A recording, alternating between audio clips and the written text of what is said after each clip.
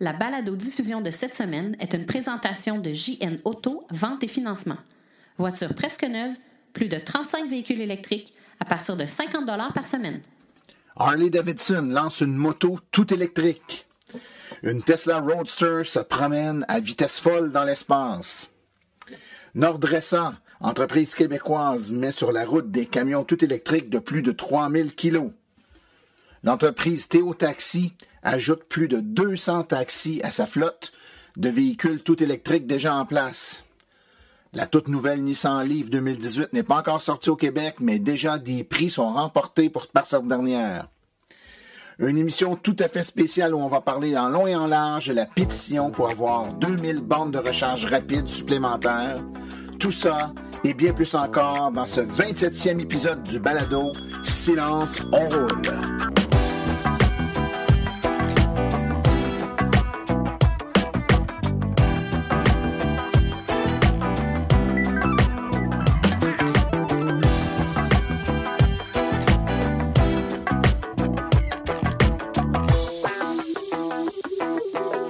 Bonjour tout le monde, mon nom est Martin Archambault. Je suis administrateur et webmestre de l'Association des véhicules électriques du Québec. C'est avec passion et plaisir que j'anime ce balado dédié 100% aux voitures électriques.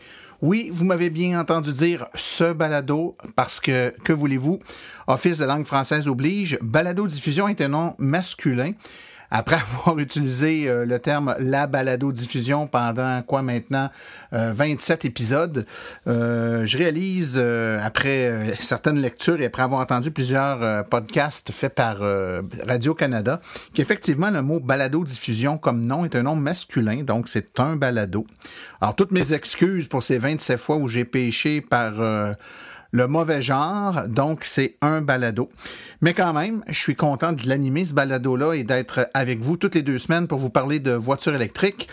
On a eu un beau 2 semaines, encore une fois, sous le signe du froid, de la neige. Je peux vous dire une chose, c'est que les gens qui s'achètent une voiture électrique cette année commencent dans les conditions, je vous dirais, les pires. Donc, de la neige, on doit dégeler les voitures, de la pluie verglaçante, des froids sibériens, ça lâche pas, mais c'est pas grave. On aime ça, on est content de nos autos, on met le préchauffage, on fait fondre la glace, on profite du fait que c'est des voitures qui ont un centre de gravité quand même assez bas, des voitures pesantes qui ont une bonne tenue de route généralement, donc on est content de nos voitures électriques hiver comme été.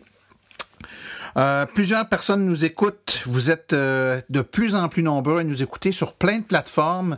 On est diffusé maintenant sur quelques radios web. On est également sur toutes les grandes plateformes de balado-diffusion telles le iTunes Store. Vous pouvez nous écouter sur Google Play.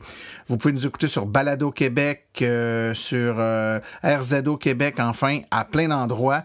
Et vous pouvez nous laisser un petit message, juste nous dire si vous aimez la balado, le balado, que dis-je, le balado, si vous aimez le balado. Là, je vais m'enfarger souvent, vous ne devez pas m'en tenir rigueur. J'ai comme 27 épisodes de 45 minutes de mauvais plis à défaire dans un épisode seulement. Donc, si vous aimez le balado, vous vous gênez pas, vous m'écrivez martin@aveq.ca. Vous avez des suggestions à me faire, vous vous gênez pas. Donc, ça nous fait toujours plaisir quand vous nous écrivez.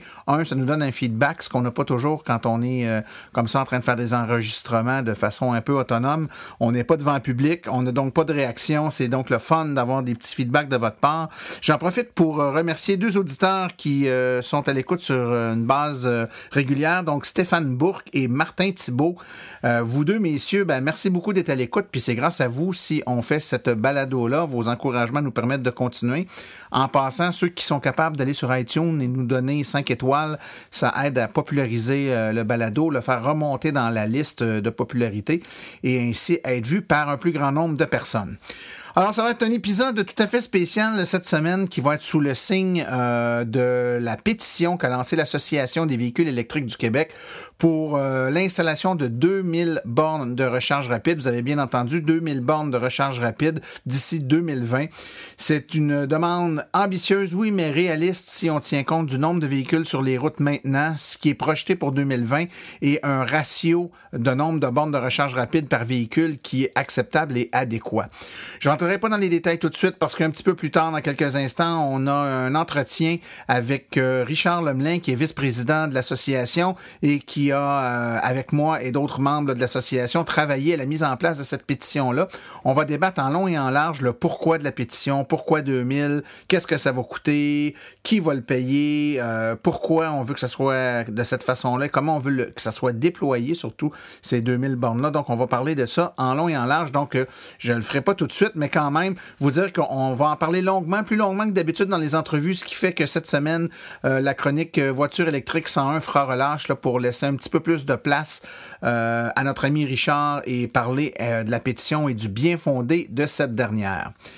Donc, sans plus tarder, on fait une courte pause et ensuite on vous revient avec les nouvelles et les actualités dans le monde de l'électromobilité.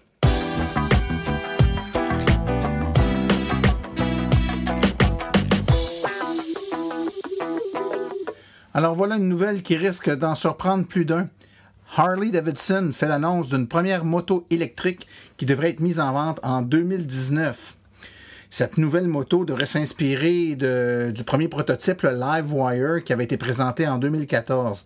La moto, on a même pu la voir dans le film Avenger, l'ère d'Ultron. Elle était chevauchée par Scarlett Johansson. Cependant, si on se rappelle à l'époque de la Livewire, la moto manquait cruellement d'autonomie et l'entreprise avait dû investir entre 25 et 50 millions de dollars dans cette nouvelle aventure de Harley.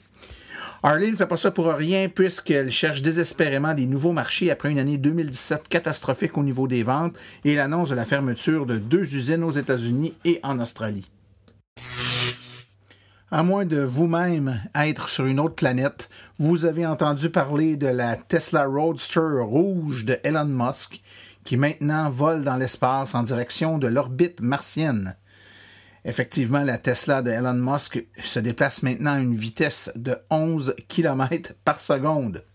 La voiture est pilotée par un mannequin vêtu d'un véritable scaphandre spatial et a été lancée avec succès par la fusée Falcon Heavy, développée par une autre compagnie appartenant à Elon Musk, SpaceX. Ce lanceur est d'ailleurs considéré comme le plus puissant actuellement en service et ironiquement, la radio de la voiture jouera en boucle la pièce Space Oddity de David Bowie pour le reste de la durée de vie.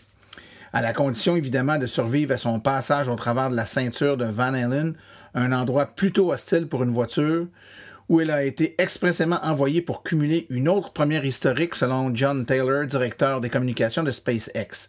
La décapotable devrait faire le tour du Soleil pendant plusieurs centaines de millions d'années et elle devrait s'approcher de Mars à l'occasion, mais les chances sont très faibles pour qu'elle y tombe. On dit souvent qu'on a raison d'être fier du génie québécois. C'est d'autant plus vrai avec maintenant des beaux camions électriques qui sont conçus et fabriqués à Laval et qui arrivent sur nos routes. Parce que c'est avec grande fierté que Nordressa, une entreprise qui conçoit et fabrique des systèmes de propulsion pour véhicules électriques, a reçu la visite de M. André Fortin, ministre des Transports et de la Mobilité durable et de l'électrification des transports. Ils ont procédé à la remise de la toute première plaque verte de type L au Québec, laquelle est destinée aux camions électriques de plus de 3000 kg. Alors, comme la voiture électrique, le camion électrique de Nordressa ont droit à plusieurs avantages puisqu'ils sont admissibles à la plaque verte, donc des accès gratuits aux traversiers, accès privilégié à des voies réservées lorsque la signalisation le permet, bien entendu, l'accès gratuit aux autoroutes 25-30, les stationnements gratuits dans certaines municipalités, etc. Alors, si vous voulez en savoir plus sur Nordressa, là, vous pouvez visiter leur site web www.nordressa.com ou simplement consulter les références à la fin du présent balado. Après avoir survécu à des rumeurs de temps difficiles, la compagnie Théo Taxi annonce que 200 taxis Théo supplémentaires sillonneront les rues. En effet, les partenaires institutionnels et privés de Taxelco réaffirment d'une même voix leur confiance en Théo Taxi en y injectant 17 millions de dollars. La Caisse de dépôt et de placement du Québec, le Fonds de solidarité de la FTQ, le Fonds d'action et le Fonds XPND Capital ont ainsi décidé d'accélérer la croissance du modèle d'affaires progressiste et visionnaire porté par Alexandre Taillefer. La compagnie embauchera 600 nouveaux chauffeurs et travailleurs de soutien ainsi que 20 professionnels en technologie de l'information et assurance qualité.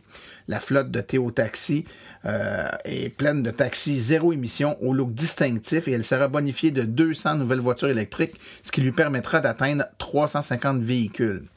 Taxelco se dotera également d'un centre d'opération ultramoderne et agrandira son réseau de bornes de recharge privées. Une nouvelle intéressante pour ceux qui ont fait la réservation de la nouvelle Nissan Leaf 2018. Elle a été nommée véhicule électrique le plus économique à posséder sur 5 ans par le Kelley Blue Book lors du Salon de l'automobile de Chicago.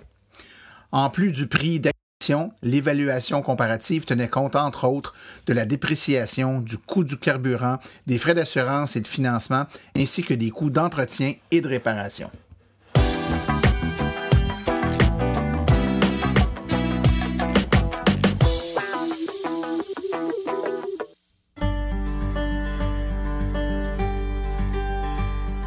La mission de l'AVEC se résume comme suit. Donner une information neutre et objective aux électromobilistes actuels et futurs, tout en représentant leur intérêt auprès des acteurs du milieu. L'AVEC se veut aussi un acteur stimulant en matière de politique québécoise en transport électrique avec plusieurs participations à des commissions parlementaires. Elle est également une référence en électromobilité pour de nombreux médias québécois. Ce que vous pouvez faire pour l'AVEC? Si vous avez une bonne plume, nous recherchons des rédacteurs. Si vous êtes propriétaire de véhicules électriques, participez à nos forums pour partager votre expérience. Vous connaissez un propriétaire de véhicules électriques? Faites-lui connaître notre site. Vous connaissez un vendeur de véhicules électriques? Laissez-lui notre carte d'affaires. Vous voulez installer une borne chez un commerçant ou au travail? Consultez nos guides. Vous voulez vraiment nous faire plaisir? Devenez membre de notre association. Vous voulez devenir partenaire ou annoncer sur notre site? Contactez-nous à info@aveq.ca. L'Association des véhicules électriques du Québec, la référence en électromobilité.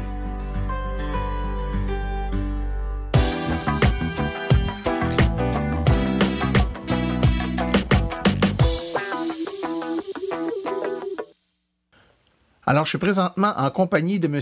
Richard Lemelin, vice-président de l'Association des véhicules électriques du Québec. M. Richard Lemelin, bonjour. Bonjour, Martin. On parle aujourd'hui du projet de pétition qui a été lancé par l'Association des véhicules électriques du Québec. Là, pétition pour implanter 2000 bornes de recharge rapide au Québec d'ici 2020. C'est un beau projet, puis j'aimerais ça qu'on explique un peu là, d'où vient cette initiative-là et vers où ça s'en va, si tu le permets bien, mon cher Richard. Bien sûr. Écoutez, l'idée de la pétition trotte dans la tête depuis un certain temps, puis bon, c'est quand même pas nouveau qu'au Québec, avec le circuit électrique là, qui déploie des bornes de plus en plus, mais à un rythme qui est ralenti. Du moins, c'est ce qu'on a observé en 2017. Et avec la progression des véhicules électriques, là, on a un problème de plus en plus criant de bornes électriques rapides. Donc, on s'est dit, il y a un problème dans le sens que l'offre de bornes ne suit pas les ventes de véhicules électriques. Donc, il faut envoyer un message clair, tant qu'à moi, là, aux instances gouvernementales pour faire en sorte que, là, il faut changer quelque chose, il faut qu'il y ait des nouvelles bornes et il faut qu'il y en ait beaucoup. Oui, et si je peux me permettre, Richard, actuellement, il faut bien comprendre que les bornes sont installées, bon, il y a différents réseaux qui en installent, mais celui qui en installe le plus, là, qui a le gros volume actuellement, c'est le circuit électrique qui est ni plus ni moins qu'une tentacule là, d'Hydro-Québec. N'en demeure pas moins que les installations de bornes actuellement, c'est pas des installations qui sont faites c'est pas des installations qui sont subventionnées directement par le gouvernement ou qui sont considérées comme des infrastructures. C'est donc un modèle d'affaires au circuit électrique qui fait en sorte que pour chaque borne rapide installée, il doit y avoir un partenaire qui signale son intérêt avec lequel les coûts d'acquisition d'installation de la borne sont partagés. Et par la suite, le retour sur investissement, donc les profits là, d'utilisation de la borne vont être partagés également, mais profits qui sont tellement faibles comparativement aux coûts d'acquisition et d'installation que personne ne le fait dans un esprit de faire de l'argent actuellement. Les grandes entreprises qui l'ont fait, comme Rona, Métro, comme certaines municipalités, le font pour la cause. Et étant donné que c'est difficile de trouver ces sommes-là et des entreprises qui veulent embarquer uniquement pour la cause, ben ça fait que le plan d'affaires actuellement du circuit électrique s'essouffle et que c'est difficile de trouver des partenaires et d'installer des nouvelles bornes. C'est un peu ça, là. Tout à fait. On pense que on a eu des signes avant-coureurs de ça dans le passé. Puis effectivement, le modèle d'affaires basé sur des partenaires, dans la plupart des cas privés, il peut y avoir des partenaires municipaux aussi. Mais la quantité, le niveau d'investissement en dollars est tellement important pour des revenus qui sont, somme toute, assez modestes. C'est rendu difficile de vendre ça, ne serait-ce que par idéologie. Là, certains partenaires vont le faire. Mentionnons même Cascade qui a déployé une borne et qui l'a mis tout à fait gratuite. Donc là, on sent que l'aspect écologique est très fort, puis ils veulent envoyer un signal, mais c'est vraiment une exception. Oui. Donc, Richard, ce que ça m'amène à te poser comme question, c'est donc le modèle d'affaires fait plus l'affaire. Ça ralentit, autrement dit, comme on dit souvent en blague, ça ralentit le groupe. Le modèle est pas approprié, là, du moins pas la cadence de déploiement des véhicules. Puis on sait qu'avec la loi zéro émission qui est en vigueur depuis le début janvier, le nombre de véhicules électriques va également augmenter à vitesse grand V. Là, il faut trouver une autre solution, probablement un autre modèle d'affaires. On va en reparler un petit peu plus loin, mais ce modèle d'affaires-là doit permettre d'implanter beaucoup de bornes, et là, beaucoup, l'AVEC l'a chiffré à 2000. Donc, ma première question, c'est pourquoi 2000 bornes rapides? Alors, pourquoi 2000 bornes? En fait, nous, on s'est positionné sur le rapport du comité consultatif sur l'économie et l'innovation, comité présidé par Monique Leroux, qui a remis le 25 septembre dernier 12 recommandations. Et parmi celles-là, il y a en fait la recommandation de déployer 2000 bornes rapides au Québec pour inciter là, vraiment le transport électrique. Alors nous, on s'aligne sur ce rapport-là qui a été remis là, à la demande du gouvernement provincial même. Alors c'est le principal élément là, sur lequel on s'enligne. Également, 2000 bornes, ben, en fait, c'est pour prendre les devants également sur le fait que pour vendre des véhicules, en fait, ça prend une infrastructure. Et faut que l'infrastructure soit déjà en place pour convaincre les gens d'acheter des véhicules électriques. Donc, c'est le problème de l'œuf et la poule. Alors, c'est normal qu'il y ait une infrastructure, à notre sens, qui soit solide et en place pour faire en sorte d'éliminer la crainte des nouveaux acheteurs qui manquent de bornes. Ouais. Également, on a remarqué depuis plus d'un an là, qu'il y a de plus en plus de files d'attente aux bornes rapides actuelles. Donc, il y en a un certain nombre. Actuellement 95 du circuit électrique, il y en a de flots également, mais il y a encore plusieurs sites qui ont un achalandage assez important, et même que tout récemment, on a un collègue là, qui devait se rendre à la Pocatière, et puis il a dû attendre à Lévis. Il s'est rendu compte qu'il y avait 2 véhicules en file pour la borne rapide, puis finalement, devant le temps d'attente très long, là, il a rebroussé le chemin, puis il a dû prendre son véhicule à essence pour se rendre à destination. Donc, c'est des situations que c'est absolument... c'est pas... comment dire? On ne peut pas vendre une solution électrique là, avec des temps d'attente comme ça. Et ça commence c'est une problématique qui est récente, je dirais de peut-être un an et demi. Là, on commence vraiment à avoir une problématique, mais malgré que ça date d'un an et demi, ça commence à se répandre. Nous, on le voit beaucoup quand on fait de la représentation, quand on fait des événements ou encore des conférences. Les gens nous parlent de cette attente-là aux bornes. On l'avait prévu, on l'avait prédit, donc il n'y avait pas encore d'attente. Les gens disaient, hey, un jour, il va y avoir trop de véhicules pour le nombre de bornes. Ben là, c'est depuis un an et demi, même presque 2 ans, on est là. C'est-à-dire que la majorité des gens qui utilisent sur une base fréquente les bornes de recharge vont nous dire peut-être une fois sur deux devoir attendre pour se charger. Attendre qui parfois n'est pas si pire, mais qui dans d'autres fois peut être avec les véhicules maintenant avec des plus grosses batteries, des plus longues autonomies, une attente qui peut être passablement plus longue et désagréable. Il y a aussi, on se rend compte, je pense que ça peut être un facteur qui peut expliquer aussi l'accroissement du nombre de véhicules versus le nombre de bornes, donc qui fait en sorte que le ratio bornes rapides véhicules se détériore rapidement. On a une augmentation du nombre de véhicules tout électriques versus les hybrides branchables. Je pense qu'historiquement, on avait pas mal plus d'hybrides branchables que de tout électrique. Et là, le balancier est en train de se renverser. Je me trompe pas, Richard. Tout à fait. Dans nos dernières statistiques de décembre dernier, au 31 décembre, on remarque là, une remontée du 100% électrique. Et donc, dans le fond, les véhicules actuellement hybrides branchables sont des véhicules tout à fait pertinents, mais n'empêche que ce modèle-là est quand même perçu comme un modèle de transition.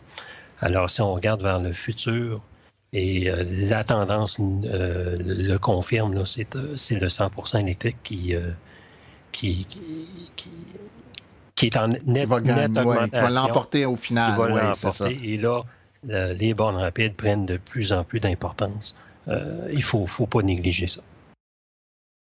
Donc alors, ce qui me vient en tête, Richard, c'est on comprend bien pourquoi la demande de l'AVEC, c'est d'installer 2000 bornes rapides. Maintenant, on s'est fait dire dans les dernières années, il n'y a pas tant de bornes rapides que ça d'installer parce que, bon, il y a le modèle d'affaires, puis ça coûte cher. Donc, ça coûte cher, c'était vrai, ça doit être encore vrai. Si ça coûte cher et qu'on veut en installer 2000, c'est que ça va... La demande de la soumission, c'est une facture qui risque d'être élevée. Donc, ma question, combien ça va coûter, cette mesure-là de 2000 bornes rapides, si le gouvernement décidait d'aller de l'avant et de répondre favorablement à la demande de notre soumission, de notre pétition, pardon? Oui. Alors, historiquement, une borne rapide, on se rappellera que la première a été installée en 2013, et là, les coûts étaient vraiment très dispendieux. Mais maintenant, avec les nouvelles technologies, puis avec un certain volume, une borne qui, à l'époque, là, valait 70 000 $, maintenant en vaut 30 000 $. Là, on parle de l'acquisition de la borne, là, sans l'installation. Donc, le coût a diminué pas mal, et c'est sûr qu'avec le volume, là, on parle de 2000 bornes, là, on peut s'attendre à baisser possiblement les coûts encore. Mais en comptant 30 000 $ pour la borne avec des frais moyens d'installation autour de 20 000, ce qui nous donne 50 000 $ par borne, donc fois 2000, ça donne donc un budget de 100 millions. Et là, ça peut paraître gros, 100 millions. Voilà. Hein, pour le commun des mortels qui voit ça, il dit 100 millions de dollars, c'est beaucoup. 100 millions de dollars d'argent public, c'est énorme.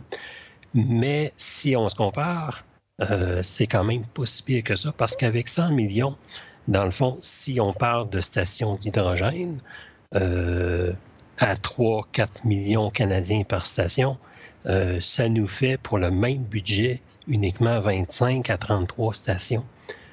Et là, nous, on parle de 2000 pour 2000 bornes rapides. Alors, on peut faire une couverture du Québec beaucoup plus grande qu'avec une poignée de stations d'hydrogène pour le même budget.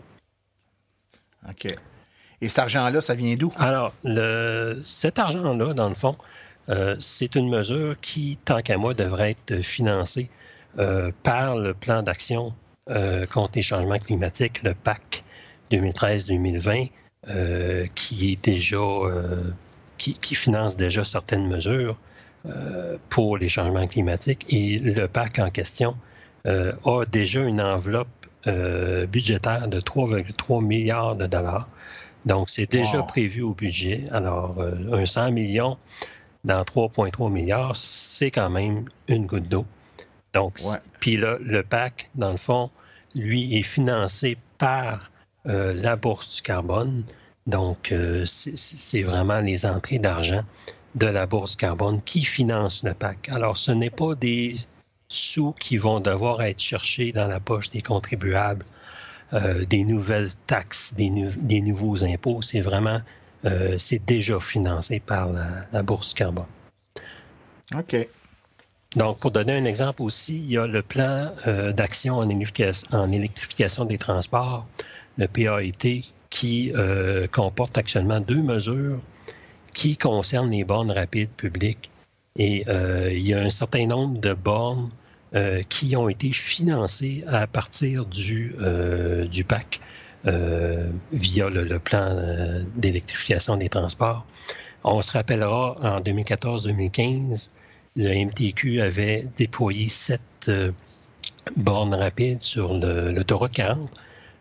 Donc, c'était un projet pilote. Donc, il avait été financé en partie par le PAC. Donc, ça a été un financement de 500 000 $ qui a été complété. Ça fait déjà de ça plusieurs années. Ça a été complété en 2015.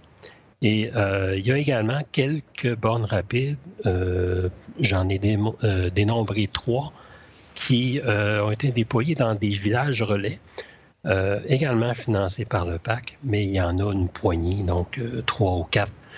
Donc, c'est quand même des petits investissements. On parle de 350 000 $ actuellement sur un budget de 2,5 millions. Donc, le financement public des bornes rapides actuellement est vraiment minime et devrait être vraiment relevé. Et c'est le plan d'action sur les changements climatiques là, qui devrait fournir cette enveloppe-là dans l'enveloppe globale de 3,3 milliards. Bon. Écoute, Richard, 2000 bornes rapides, on sait combien ils coûtent. Sur un budget du plan d'action contre les changements climatiques de 3,3 milliards, on subventionne toutes ces bornes-là, puis il reste encore 3,2 milliards dans le fond. On ne met pas le fond à terre avec ça. Donc, on sait combien ça coûte, on sait où est l'argent. Maintenant, la question qui tue, on les installe où, ces bornes-là? Donc, c'est sûr qu'il va falloir faire des consultations. On n'a pas la réponse à 100% aujourd'hui, mais c'est clair que ça va prendre des stations multibornes comme celle de Belleuil. Oui, hein? Tout à fait. Donc, c'est un super concept qui a vraiment... qui dessert bien, là, dans le fond, les grands axes routiers.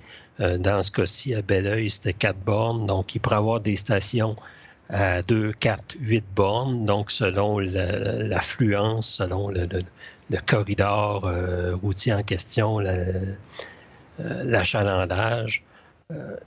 Donc, ça pourrait être utilisé pour les principaux axes routiers et les grandes villes. Et il pourrait avoir également des stations avec bornes uniques ou doubles.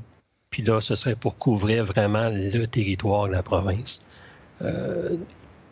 Donc, ça devrait. Donc, quand on sort des grands... Autrement dit, sur les grands axes routiers, les grandes villes, c'est des stations avec beaucoup de bornes, 4, 6, 8, mais quand on sort des grands axes routiers, qu'on prend des routes secondaires pour aller dans des plus petits villages ou des plus petites villes, là, on aurait peut-être 1 borne, 2 bornes. C'est ça, tout à fait. Donc, c'est pour couvrir le territoire, en même temps que d'offrir du volume sur les grands axes routiers selon l'achalandage.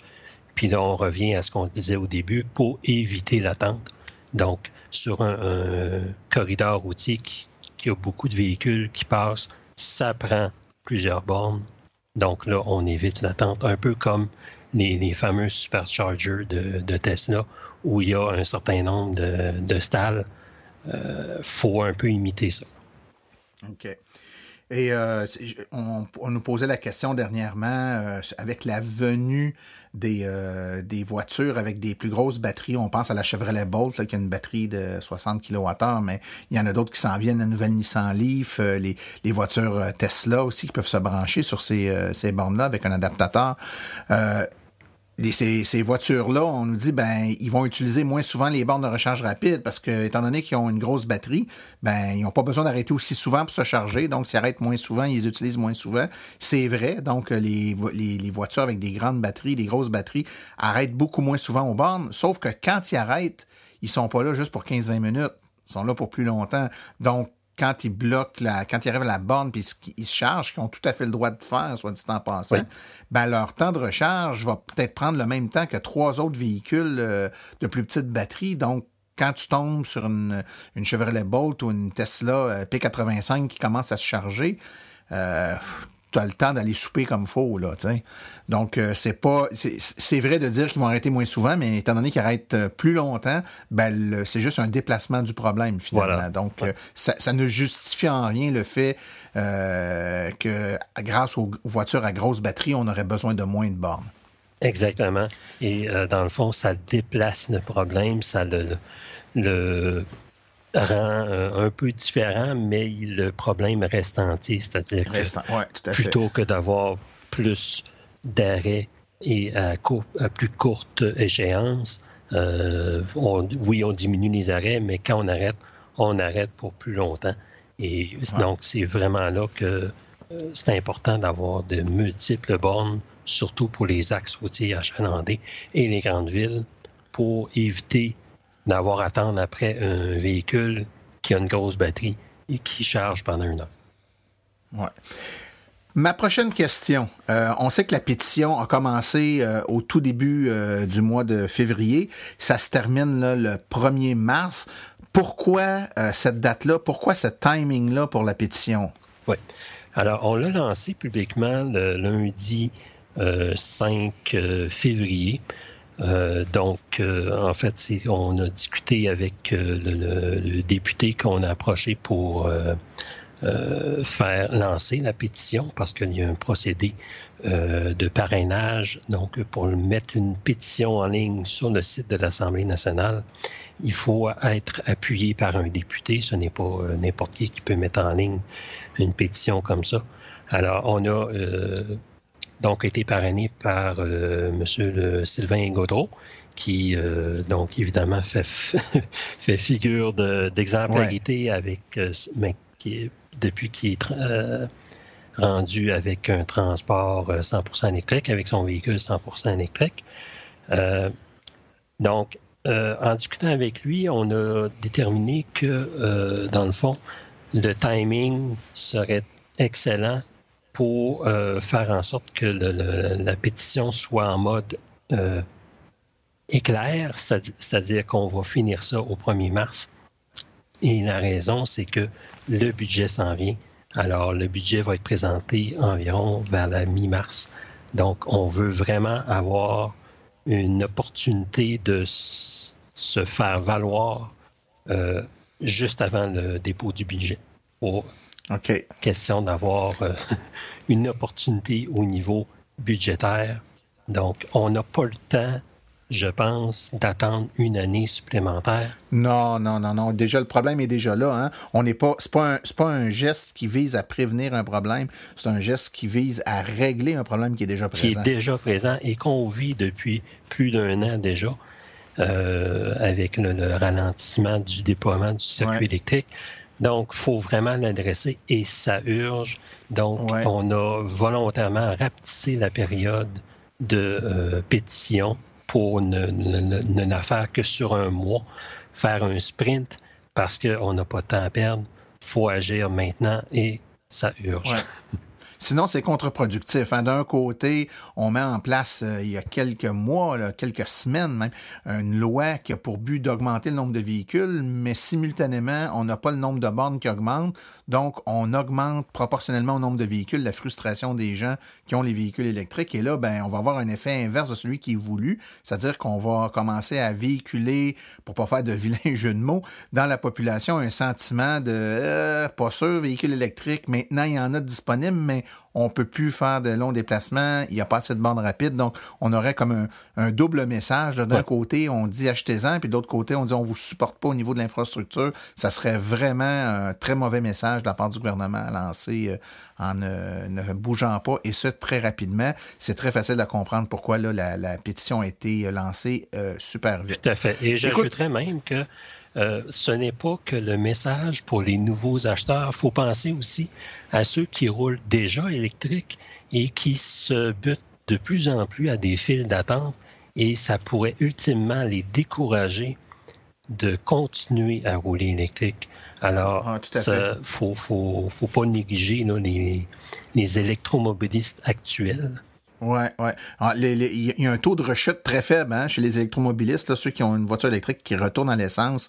Il y en a que ça peut arriver là, pour des questions de logistique familiale, de déménagement, etc. Mais des gens qui disent « j'aime vraiment pas ça, je retourne à l'essence », là, il n'y en a vraiment pas des tonnes. Donc, il ne faudrait pas commencer à en créer artificiellement en n'ayant pas une infrastructure qui supporte là, les gens qui sont déjà en place. Donc, je te rejoins là-dessus. En effet, à 100 000 $. Ça serait déplorable et surtout pour une question d'infrastructure. Ouais. C'est inconcevable. Tout à fait. Écoute, donc, c'est une pétition éclair, tu le dis. Si on parle maintenant de la suite des choses, là, les signatures, ça commence à rentrer. Je pense dans le premier 48 heures, on a eu un départ qui était vraiment canon. Là. C'était pour le moins fulgurant. On en est rendu, au moment d'enregistrer la balado-diffusion, on en est rendu où? Actuellement, faut dire qu'on enregistre ça le 8 février, donc 3 jours seulement après le début de la sortie publique de la pétition. On a déjà plus de 3600 signatures, plus de 2000 dans la première journée, 3000 dans la deuxième, puis là, on approche de 4000. Alors, ça va très bien, ça va à vitesse grand V, mais il faut continuer, il faut persister. Donc, c'est sûr que là, plus on a de signataires, de pétitionnaires, comme on les appelle, plus on va avoir un impact sur les instances gouvernementales. Donc, c'est vraiment important que le maximum de personnes qui nous supportent et leur entourage aussi, faut absolument signer. Il y a 2 façons de le faire. La première est sur le site web de l'Assemblée nationale. Donc, pour s'y rendre, il y a plusieurs façons. Donc, sur notre site web, aveq.ca, il y a actuellement un article qui est en haut de page dans les actualités. Donc, il y a le lien pour se rendre. Ou directement, on a fait un URL, une adresse web, dans le fond, pour se rendre directement. Il s'agit de bornerapide, en un seul mot, .ca. Donc, bornerapide.ca. Cette page web-là nous redirige automatiquement sur le site de l'Assemblée nationale où il y a le formulaire. Et il faut simplement entrer nos informations, donc nom, adresse, code postal, ces choses-là. Puis, dans le fond, il y a 3 étapes. On remplit le formulaire. L'Assemblée nationale nous retourne un message par courriel qu'on doit cliquer. On doit cliquer sur l'hyperlien dans le message que l'Assemblée nationale nous envoie pour valider notre signature. Donc, c'est une boucle de vérification par courriel là, assez standard et c'est très important de compléter le processus. Donc, ça, c'est la première façon d'enregistrer notre signature. On a également mis sur notre site web un fichier, donc un fichier PDF qu'on peut faire imprimer pour, dans le fond, c'est de la signature papier. Donc, pour les gens qui veulent faire signer des connaissances, des amis, n'importe qui. Donc, on peut faire des signatures manuscrites, donc sur papier. Et ça, il suffit de faire remplir, faire signer les gens et de nous retourner la copie papier, les copies papier, à l'adresse indiquée au bas. Et là, le temps joue contre nous. Donc, nous, on doit remettre ça au début mars à l'Assemblée nationale. Donc, ça va être important de poster les feuilles remplies, signées aux alentours du 25 février pour qu'on les reçoive à temps. Dans les notes du podcast, Richard, on va mettre un lien direct à la fois pour aller à la pétition en ligne et à la fois pour télécharger le formulaire papier. Donc, les gens qui écoutent le podcast, là, soit sur le site web, vous avez les informations, mais même si vous écoutez le podcast avec un appareil mobile, un téléphone ou une tablette, dans les notes de la balado, directement sur votre appareil, vous aurez les hyperliens pour accéder aux documents dont on vous parle. Excellent. Je dois rajouter aussi qu'on incite les gens à partager sur les réseaux sociaux, à en parler avec des proches, des connaissances, votre famille, les futurs électromobilistes aussi. il n'y a pas d'âge minimal pour être pétitionnaire. Donc, ça peut être On peut avoir un ado à la maison qui suit son cours de conduite puis qui pourrait très bien signer la pétition. Oui, tout à fait. Donc, faut penser à la future génération aussi qui, eux, qui ont déjà connu l'électrique dans plusieurs cas. Donc, eux autres, c'est sûr qu'ils doivent être sensibilisés, puis ils peuvent signer, ils peuvent être pétitionnaires sans aucun problème, électroniquement, au papier. Il n'y a aucun problème. Bien, Richard, je pense que ça fait un bon survol, ça fait le tour de l'information qu'on avait à donner aujourd'hui. Je vous rappelle l'URL ou l'adresse à aller pour signer la pétition, c'est www.bornerapide, au singulier, là, BORNERAPIDE.ca. Vous allez accéder directement, comme nous a expliqué Richard tout à l'heure, à la pétition. Vous pouvez la signer en ligne. Vous avez également sur notre site web avec.ca un article qui explique les tenants aboutissants de cette pétition-là, qui vous permet également de télécharger là, les formulaires papier si vous voulez en apporter au bureau. Souvent, là, il y a des espaces au travail où on peut mettre ce genre de pétition-là, en parler aux collègues sur l'heure du dîner, puis les inciter à la signer, que ce soit en ligne ou sur papier. Chaque signature compte. C'est le poids du nombre qui va faire en sorte qu'on va avoir une voix qui va être significative auprès de l'Assemblée nationale et que, espérons-le, on pourra faire le changement dont tout le monde rêve depuis si longtemps. Richard Lemelin, merci beaucoup pour ta présence sur la balado aujourd'hui. Je pense que ça l'a éclairé nos auditeurs. Ça a été un plaisir, Martin. Merci, à la prochaine. Okay. Bye.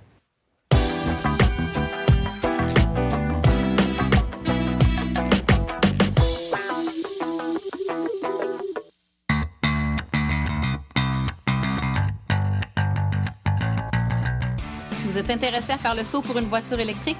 Vous considérez choisir une voiture d'occasion? Rendez-vous chez JN Auto. Avec plus de 35 modèles presque neufs en stock, c'est définitivement le chef de file lorsque vient le temps de vous procurer un véhicule électrique. En plus des prix déjà très compétitifs, JN Auto offre un rabais exclusif aux membres hors de l'Association des véhicules électriques du Québec. Une réduction supplémentaire de 299 $ plus taxes sur le prix affiché au financement d'un véhicule entièrement électrique ou hybride rechargeable. Consultez notre liste de voitures au www.jnauto.com. Téléphonez-nous au 1-888-821-3084 ou rendez-vous directement en succursale au 317 route 116 à Richmond, en Estrie. JN Auto, choix, qualité et service après-vente irréprochable depuis 35 ans.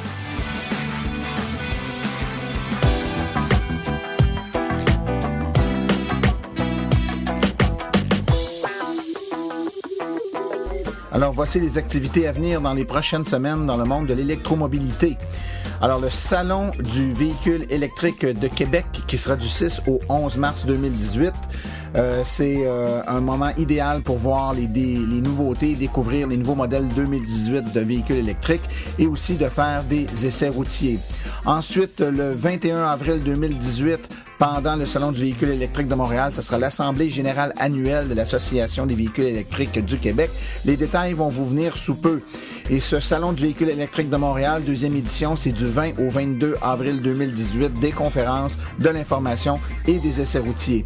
Finalement, le méga week-end électrique de Rivière-du-Loup qui aura lieu du 2 au 3 juin 2018 au centre commercial de Rivière-du-Loup. Des informations et des essais routiers. Toutes les infos sont à venir.